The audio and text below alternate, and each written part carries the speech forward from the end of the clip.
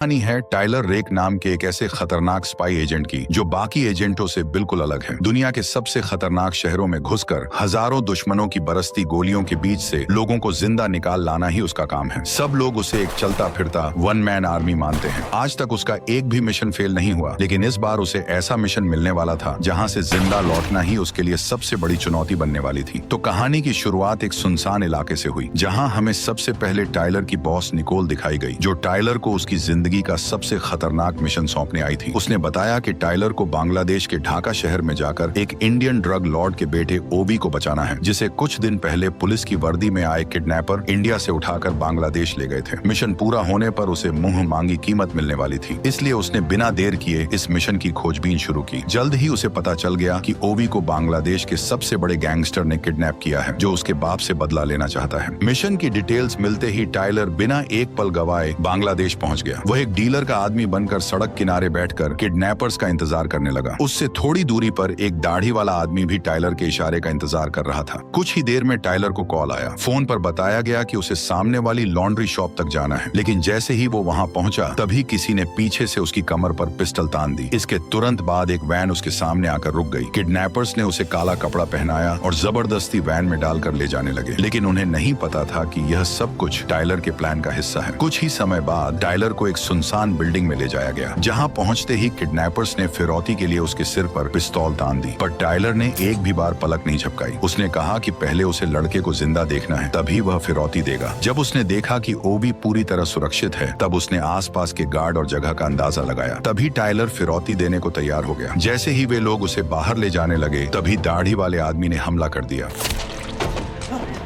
मौका पाते ही टाइलर ने दूसरे किडनैपर को भी मार गिराया। इसके बाद उसने अपने हाथों की रस्सी तोड़ दी। उस समय गार्ड्स को अभी तक एहसास नहीं था कि उनकी मौत का समय आ चुका है। अचानक दरवाजे पर जोरदार दस्तक हुई। जैसे ही किडनैपर दरवाजा खोलने के लिए आगे बढ़ा, तभी टाइलर ने बिना झिझक ट्रिगर दबा दिया।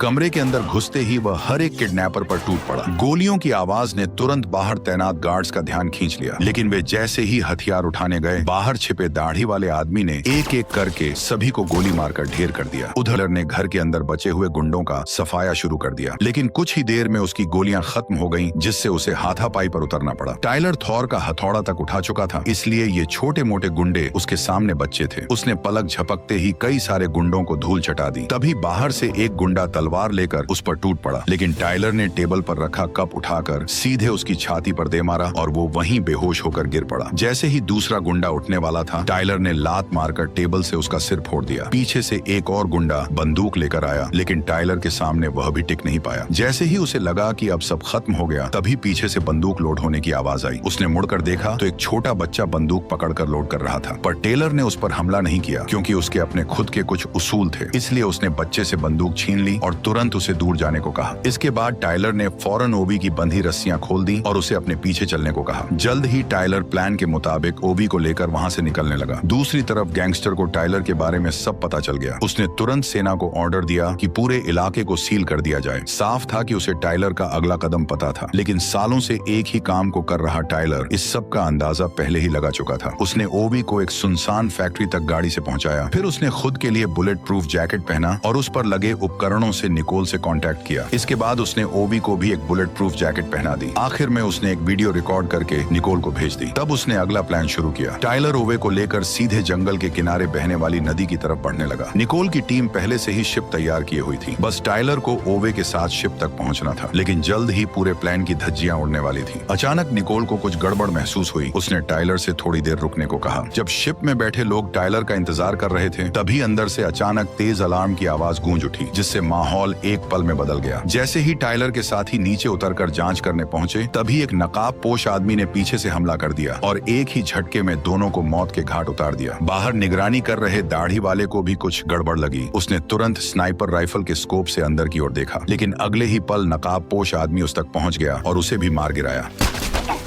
अब उसका अगला निशाना टाइलर था। ठीक उसी पल पुलिस ने शिप को ट्रैक कर लिया। निकोल ने तुरंत ये खबर टाइलर तक पहुंचा दी। खबर मिलते ही टाइलर फौरन ओवे को लेकर वहां से भागने लगा। तभी नकाबपोश आदमी की नजर उस पर पड़ गई और उसने बिना देर किए अंधाधुंध गोलियां बरसानी शुरू कर दी। लेकिन जैसे ही टाइलर एक चट्टान के पीछे रुका, तभी नकाबपोश आदमी ने अपना नकाब हटा दिया और सच सामने आया कि नकाबपोश कोई और नहीं बल्कि ओवी के पिता का आदमी सायू था, जो बिना किसी को खबर दिए ओवी को बचाने आया था। सायू जोर से चिल्लाया कि ओवी तुरंत उसके पास आ जाए। आवाज सुनते ही ओवी उसे पहचान गया, लेकिन जैसे ही वह उसकी ओर बढ़ने वाला था, टाइलर ने उसे पकड़कर रोक लिया, क्योंकि इसके पीछे दो वजह थी। पहली ये कि ओवी अब उसके लिए एक कीमती इनाम था, और दूसरी ये कि वह नहीं चाहता था कि जिसे वह मौत के मुंह से निकाल कर लाया था अब फिर से खतरे में पड़े। इसलिए टाइलर ने बिना देर किए एक ग्रेनेड फेंका, जिससे सायू की नजर कुछ पल के लिए धुंधली पड़ गई। इसी मौके का फायदा उठाकर वह ओवे को लेकर भागा और उसी फैक्ट्री के पास पहुंच गया। वहां से उन्होंने तुरंत कार उठाई और बिना देर किए तेज रफ्तार में भागने लगे। लेकिन कुछ ही दूरी पर सामने अचानक दो पुलिस गाड़ियां आकर रास्ता रोककर खड़ी हो गईं। टाइलर ने तुरंत गाड़ी रिवर्स की, तेजी से पीछे हटते हुए उसे घुमाया और दूसरी दिशा में मोड़ दी। इसी दौरान सायू भी उनका पीछा करते हुए वहां पहुंच गया। टाइलर को देखते ही उसने एक पुलिस गाड़ी छीन ली और उनका पीछा शुरू कर दिया। तभी मौका देखकर ओवी कार से उतरकर सायू के पास जाने की कोशिश करने लगा, लेकिन टाइलर ने उसे रोकते हुए बताया कि उसके पिता ने उसे बचाने के लिए पैसे दिए हैं और अब उनके ही आदमी का अचानक सामने आना किसी गड़बड़ की ओर इशारा कर रहा है। उसे शक हुआ कि शायद उसके पिता ने ही उसे धोखा दे दिया है और यहाँ तक पुलिस भी किडनैपर्स के साथ मिली हुई है। इसलिए टाइलर ने निकोल के बताए रास्ते पर गाड़ी मोड़ दी और वहाँ से निकलने की कोशिश करने लगा, लेकिन पीछा कर रही पुलिस गाड़ियां लगातार बढ़ती जा रही थी और वे बार बार उसकी गाड़ी को टक्कर मार रही थी। इसी बीच सायू ने पुलिस पर ही गोलियां चलानी शुरू कर दी और एक एक करके पीछा कर रही गाड़ियों को रोक दिया। लेकिन टाइलर के लिए हालात और भी खराब हो गए, क्योंकि आगे का रास्ता पहले से ही पुलिस ने ब्लॉक कर रखा था। अब वह चारों तरफ से घिर चुका था। आखिरकार उसने गाड़ी रिवर्स में डाली और पीछे खड़ी सायू की गाड़ी से भड़का दी। अचानक हुई टक्कर से सायू अपना कंट्रोल खो बैठा। दूसरी तरफ वहां पहुंचे बाकी पुलिस वालों ने उसे नजरअंदाज कर दिया और सीधे टाइलर को ढूंढने निकल गए। इस वक्त वे एक छोटे से इलाके में थे, जहां चारों तरफ तंग गलियां फैली हुई थीं। इसलिए कुछ ही पलों में टाइलर और ओवी नजरों से ओझल हो गए। भागते भागते अचानक टाइलर एक पुलिस वाले के सामने आ गया। पुलिस वाला कुछ समझ पाता उससे पहले ही टाइलर ने उसकी गर्दन पर वार किया और उसे वहीं खत्म कर दिया। इसके बाद उसने ओवे को अपने पीछे कर लिया, लेकिन जैसे ही वे आगे बढ़े तभी अचानक कई पुलिस वाले उसके सामने आ गए, लेकिन वे सभी टाइलर को रोक पाए, इतनी उनमें दम नहीं थी। टाइलर ने एक साथ सभी को ढेर कर दिया, लेकिन एक पुलिस वाला मौका देखकर तुरंत ओवे की तरफ दौड़ पड़ा। ओवे यह देखकर भागने लगा, तभी सामने से एक और पुलिस वाला आ गया। वह तेजी से मुड़कर पास के एक घर में घुस गया और पीछे के दरवाजे से बाहर निकल गया। उसके पीछे पीछे पुलिस वाला भी भागता हुआ बाहर आया, लेकिन बाहर निकलते ही टाइलर ने उसे गोली मारकर खत्म कर दिया। इसके बाद टाइलर ओवे को लेकर वहां से निकलने लगा, लेकिन तभी चार और पुलिस वाले सामने आ गए। टाइलर ने कवर लेते हुए उन सबको भी मार गिराया। तभी उसने नीचे की ओर देखा और उसे समझ आ गया कि पुलिस ने उन्हें चोरों ओर से घेर लिया है। यह देखकर वह तुरंत ओवे को लेकर छत की तरफ भागा, लेकिन ऊपर पहुंचते ही उसने देखा कि आसमान में हेलीकॉप्टर भी नजर रख रहे हैं। इसलिए दोनों तुरंत वापस नीचे उतरने लगे, लेकिन जैसे ही वे दूसरी मंजिल पर पहुंचे तभी वहां अचानक सायू फिर से सामने आ गया, जिससे दोनों के बीच जबरदस्त भिड़ंत हो गई और लड़ते लड़ते दोनों ऊपर से नीचे गिर पड़े। उठते ही दोनों दोबारा एक दूसरे से भिड़ गए। आसपास खड़े लोग इस लड़ाई को ऐसे देख रहे थे जैसे यह उनके लिए कोई नई बात न हो। इसी बीच टाइलर धीरे धीरे सायू पर हावी होने लगा, लेकिन तभी अचानक एक कार आ गई।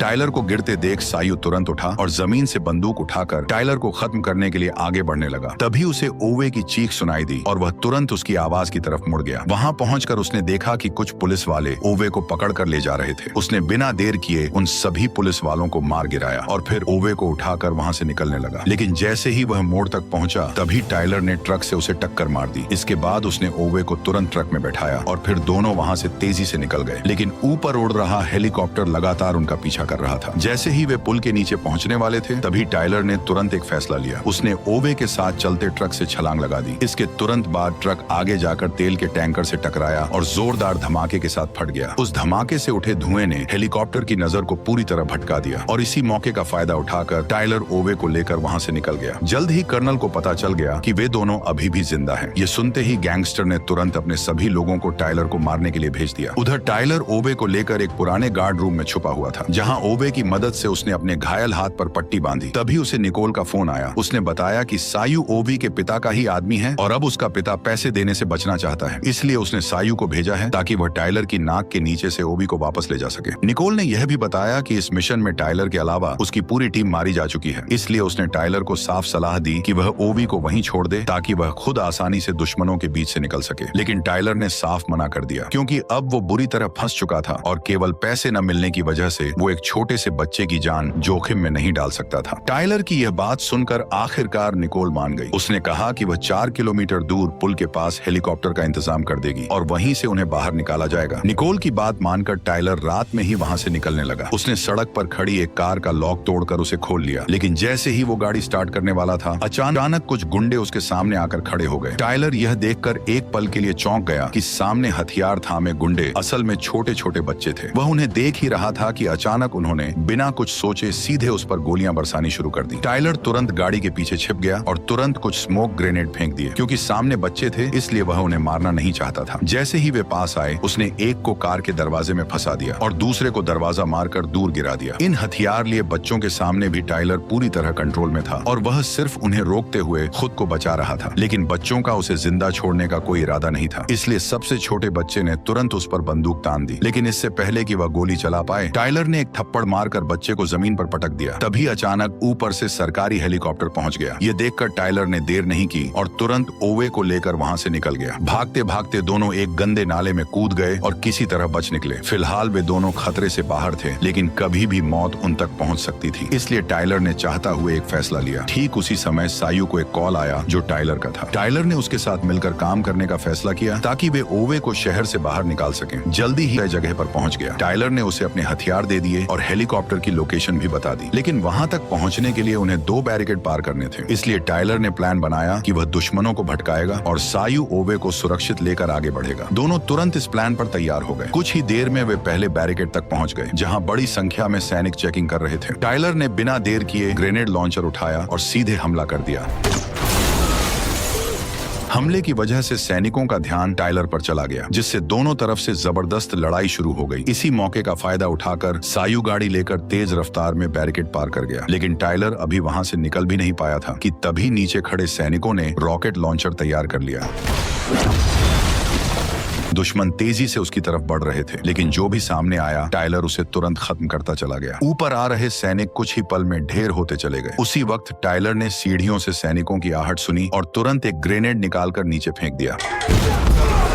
उधर सायू ओवे को लेकर दूसरे बैरिकेड तक पहुंच चुका था, लेकिन सामने भारी भीड़ और ट्रैफिक देखकर साफ था कि गाड़ी लेकर निकलना नामुमकिन है। इसलिए उसने गाड़ी छोड़कर भीड़ के बीच से निकलने का फैसला किया। वह धीरे धीरे लोगों के बीच चलते हुए आगे बढ़ने लगा, लेकिन बीच रास्ते में एक दाढ़ी वाले सैनिक की नजर उस पर पड़ गई। वह उसे पीछे से आवाज देता रहा, लेकिन सायू ने ऐसे दिखाया जैसे उसने कुछ सुना ही नहीं हो और वह लगातार आगे बढ़ता गया। जैसे ही वो भीड़ वाले इलाके से थोड़ा बाहर निकला, तभी उसने पीछे मुड़कर हालात का अंदाजा लिया, क्योंकि अब पकड़े जाने पर भी निकलने का मौका था। उसने तुरंत सैनिकों की पोजीशन पर नजर दौड़ाई और दिमाग में हमला करने का पूरा प्लान बना लिया। जैसे ही ओवी ने अपने सिर से टोपी हटाई, तभी अचानक सायू ने बंदूक निकालकर सैनिकों पर हमला बोल दिया। गोलियों की आवाज से चारों तरफ अफरा तफरी मच गई और सायू ओवे के साथ कार के पीछे छुप गया। सैनिक तेजी से दोनों की तरफ बढ़ने लगे। तभी सायू बाहर आया और सैनिकों को आगे बढ़ने से रोकने लगा। उसने एक एक करके कई सारे सैनिकों को मार गिराया। फिर उसने एक ग्रेनेड निकाला और सही मौके देखकर सैनिकों की ओर फेंक दिया।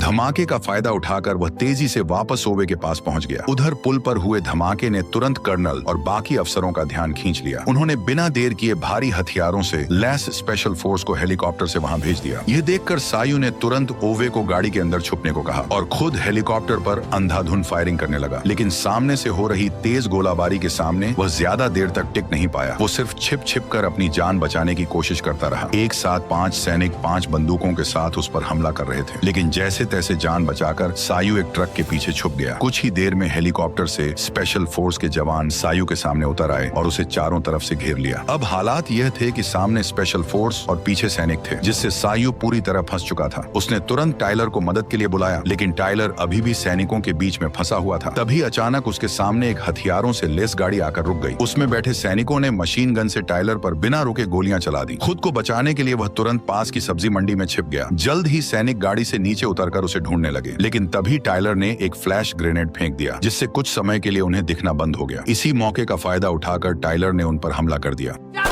बाहर निकलते ही टाइलर ने मशीन गन पकड़े सैनिक को मार गिराया, फिर 2 ग्रेनेड गाड़ी के अंदर डालकर वहां से दूर निकल गया।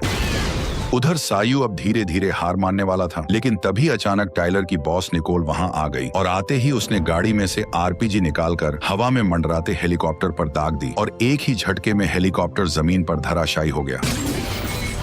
ठीक उसी पल टाइलर दूसरे बैरिकेड तक पहुंच गया, जहां उसने एक एक करके पुल पर खड़े सैनिकों को सटीक निशाने से मार गिराया। जल्द ही टाइलर को ओवे की पोजीशन का पता चल गया, इसलिए वो पुल के किनारे से आगे बढ़ते हुए आसपास बचे हुए सैनिकों को मारने लगा, जबकि सायू पुल के बीच में फंसा हुआ था। उसके पास अब सिर्फ एक पिस्तौल बची थी। फिर भी वह जैसे तैसे कई सारे सैनिकों को ओवे के पास पहुंचने से रोकता रहा, लेकिन अगले ही पल एक स्नाइपर की गोली सीधे उसके सिर में जा लगी। अब सायू हमेशा के लिए शांत हो गया। उधर ओवे पूरी तरह अकेला रह गया था और वह धीरे धीरे छुपते हुए पुल की तरफ बढ़ रहा था। जैसे ही उसे कोई दिखाई देता, वह तुरंत किसी गाड़ी के नीचे छुप जाता। तभी टाइलर की मदद के लिए हेलीकॉप्टर वहां पहुंच गया, लेकिन वह अभी उतर भी नहीं पाया था कि दूर खड़े कर्नल ने अचानक फायर कर दिया और उसकी गोली सीधे को पायलट को जा लगी, जिससे वह वहीं मारा गया। पायलट ने उतरने की बजाय हेलीकॉप्टर को वापस मोड़ लिया। इतने में ही कर्नल ने निकोल के एक और आदमी को मार गिराया। यह देखकर निकोल तुरंत जमीन पर लेट गई और गाड़ी को कवर बनाकर स्नाइपर को ढूंढने लगी, लेकिन कर्नल ने एक गोली चलाने के बाद खुद को पूरी तरह छुपा लिया और उसका कुछ भी पता नहीं चला। इसी दौरान टाइलर पुल के बीच तक पहुंच गया। ठीक उसी पल स्नाइपर ने भी उस पर निशाना साध लिया। तभी अचानक टाइलर को सायू की लाश दिखी, लेकिन ओवे को ढूंढने की जल्दी में उसने यह नहीं देखा कि सायू को स्नाइपर ने सिर में मारा था। जैसे ही वह खुले हिस्से में पहुंचा, दूर बैठे कर्नल ने तुरंत ट्रिगर दबा दिया। गोली लगते ही टाइलर वहीं गिर पड़ा। अब कर्नल उसे खत्म करने के लिए दूसरी गोली चलाने ही वाला था कि तभी अचानक ओवे दौड़ता हुआ आया और टाइलर के सामने खड़ा हो गया। टाइलर को खून से लथपथ देखकर ओवे की आंखों से आंसू निकल आए, क्योंकि उसके लिए टाइलर सिर्फ एक बॉडीगार्ड नहीं था, बल्कि एक पिता जैसा बन चुका था। अब वही उसका एकमात्र सहारा था। लेकिन टाइलर जानता था कि यह वक्त भावनाओं में बहने का नहीं है, इसलिए उसने दर्द सहते हुए ओवे से कहा कि वह पूरी ताकत लगाकर पुल के उस पार भाग जाए। इस दौरान कर्नल अभी भी मौके की तलाश में घात लगाए बैठा था, लेकिन तभी निकोल ने कर्नल की लोकेशन पकड़ ली। उधर टाइलर ने अपनी बची हुई ताकत जुटाकर तुरंत खड़ा हो गया, ताकि ओवे को भागने का मौका मिल सके। वह अपनी जान की बाजी लगाकर पीछे से आते सैनिकों को रोकने लगा। ठीक उसी समय पर ओवे सही सलामत निकोल के पास पहुंच गया। जब ऐसा लगा कि अब सब ठीक हो गया है, तभी उसे फिर से गोली लग गई।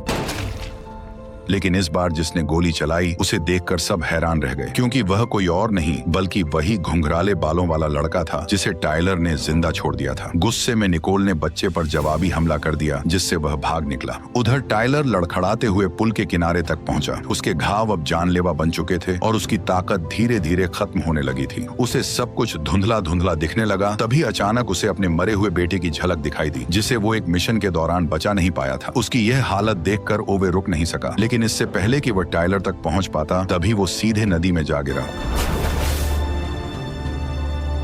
8 महीने बाद टाइलर की बॉस निकोल अकेले ही गैंगस्टर के इलाके में घुस गई और मौका देखकर जैसे ही आसिफ बाथरूम आया, उसने तुरंत उसका गेम बजा दिया।